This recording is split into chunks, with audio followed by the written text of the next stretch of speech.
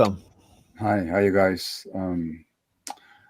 It's one of those situations where somebody who deals with trauma in my work and who speaks so much, and words really are my métier, the words fail me at this point. Um, it's difficult to explain how I perceive the situation, but in a certain deep sense, I feel that it's the worst thing I've seen in my whole life. And it's impossible to compare atrocities. I mean, nothing compares with the mechanized murder of 5, 6 million Jews by the Nazis. Uh, what can compare to the slaughter of 3 million Vietnamese civilians by the Americans?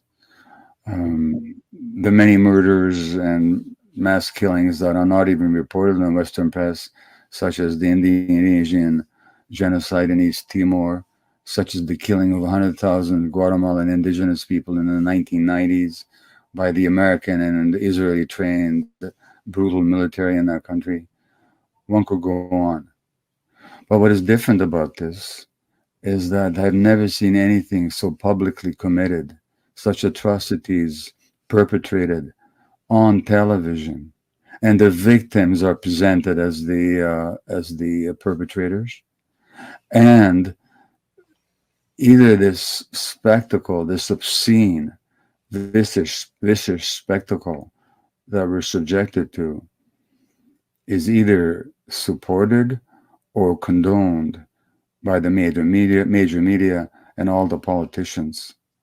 Now, um, it's obligatory, and I think it's even necessary to say, this is my point of view, is that what happened on October 7th wasn't justifiable. That the killings of civilians, whatever details may yet emerge about intentions or what actually happened, that's not something that should have happened. That was something horrible, and it was an atrocity.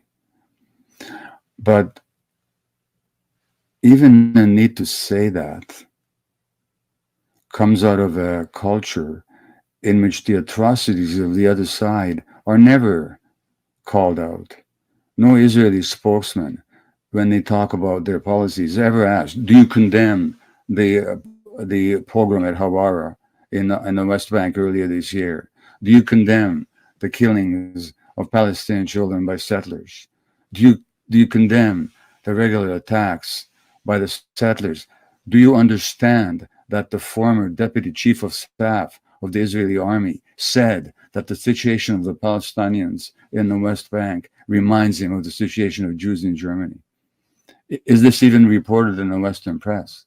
And what he meant by is that the settlers, like the Nazi hooligans, are free to attack the Palestinians as the Nazis, thugs, the brown shirts were free to attack Jews, and the army and the police not only stood by, they aided and abetted them.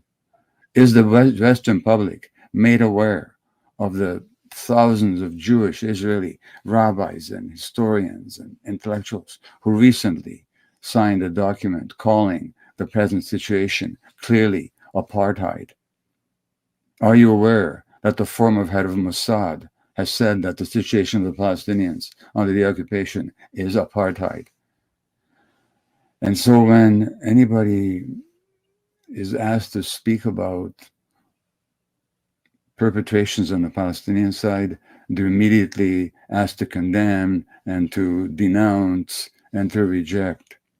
And yet, the daily suffering, crucifixion of the Palestinian people, and including and especially the people in Gaza, nobody's ever called to task. Nobody's ever questioned.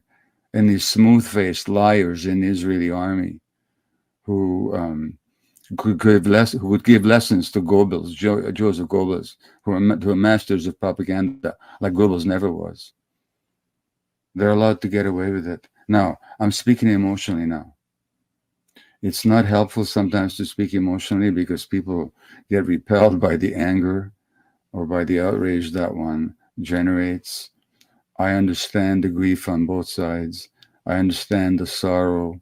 I've had communication from Israeli friends who are actually sympathetic to the Palestinian side, who are just in fear, who are full of thoughts of revenge. I get that. I understand it. But surely in this situation, whoever you are, whichever your side you're on, you got to get past your feelings. You can understand your feelings, you can accept them, but you owe, if you want truth, and if you want peace, and if you want justice, you can't just go by feelings. Feelings that are conditioned by decades of propaganda, decades of weaponizing the suffering of Jews as a baton with which to beat the Palestinians. You got to get past that. And you have to actually ask yourself, do I really know what's going on? Have I stood 1 second even in my mind in the shoes of the other? Have I tried to understand what's happening to those people? If they committed certain acts that are hateful, what drove them to that hate? Did the Palestinians come to Europe to attack Jews? Or did something happen in their land that made them so desperate? And finally, I'll only say that what happened there is not a secret. It's been documented. It's been written up by Israeli historians. I could name 5 of them right off the bat: Tom Segev, um, uh, Simha Flapan, Ilan Pape, um, many others by Israeli journalists. None of this is even vaguely controversial from the historical point of view. And the fact that we live in such a bubble, and this bubble is created by the same Western press that brought us the Iraq War and the weapons of mass destruction, and yes, the Kuwaiti incubator children, leading to the death of 500,000 Iraqi civilians. The same Western press that brought us the Vietnam War. When Martin Luther King spoke out against the Vietnam War, do you remember what the New York Times said? New York Times said, this time he crossed over the line. It's that same press. You might want to ask yourself, why are there so either passive or enthusiastic cheerleaders for this genocide? Are you really going to trust them? Are you going to try and find out for yourself? So, yes, I'm speaking with a lot of emotion now. I did give it into you an extensive one, a longer one, not so emotionally laden as these words have been now. But in light of the latest news from Gaza, with the apparently the cell phones and internet being cut off, and the bombings being escalated, you know what? I'm upset. I'm really upset. I have a lot of feelings of pain. I know what happened to my own people. Nothing that happened to us in any way justifies what's going on right now.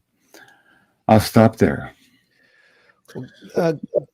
Gabor, well, we should definitely do a more extensive interview with you, examining the psyche of Zionism in this current era, in this current phase, and possibly even the psyche of a population like that in Gaza Strip, which has been totally betrayed by the world and has taken on the role of one of history's greatest, most tormented victims, but which also is determined to resist with arms.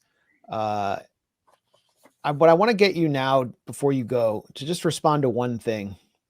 I just want to get your response to some comments Benjamin Netanyahu made before escalating the assault on Gaza. Sorry, and we lost volume there, so I started over. People of the light, they are the people of darkness, and light shall triumph over darkness. Let's hear that People again. of the light, they are the people of darkness, and light shall triumph over darkness. Citizens of Israel, October 7th was a very dark and black day in our history. We will fully investigate what had happened at our southern border, the border with Gaza.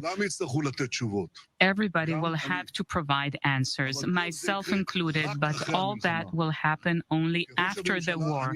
As a prime minister, I'm responsible for guaranteeing the future of this country, and now my role is to lead all Israelis, the state of Israel and the people of Israel, to an overpowering victory victory. It is now a time to come together for one purpose, to storm ahead to achieve victory. With joint forces and a profound belief in our justness, a profound belief in the eternity of the Jewish people, we shall realize the prophecy of Isaiah. There will no longer be stealing at your borders, and your gates will be of glory. Together we will fight. Together we will win. People of the So he starts off by referring to people of the light versus people of the darkness. I'm happy to respond. I completely agree with Netanyahu. The light will triumph over the darkness. He's just a bit confused as to what represents light and darkness. He's one of the darkest minds on the world stage right now. He dares quote prophecy. I'll give him prophecy. It says in the Tanakh, "Thou shalt not oppress a stranger, for you know the heart of a stranger, you who yourselves strangers in Egypt." And what Netanyahu has devoted his career to is oppressing the other. And he dares prattle on about light. What we're witnessing there, and you know, with Netanyahu, it's like with many other politicians, turn off the sound. Just listen to their body language. What you're seeing there is a person so alienated from his humanity, so committed to his ego, that, as they say in Hungarian, whatever he says, not even the opposite is true. It's so false, not even the opposite is true. And yeah, Bibi, the light will triumph, despite whatever you can do. And you have a lot of power to impose a lot of suffering, and you will, because that's your nature. That's what you committed to.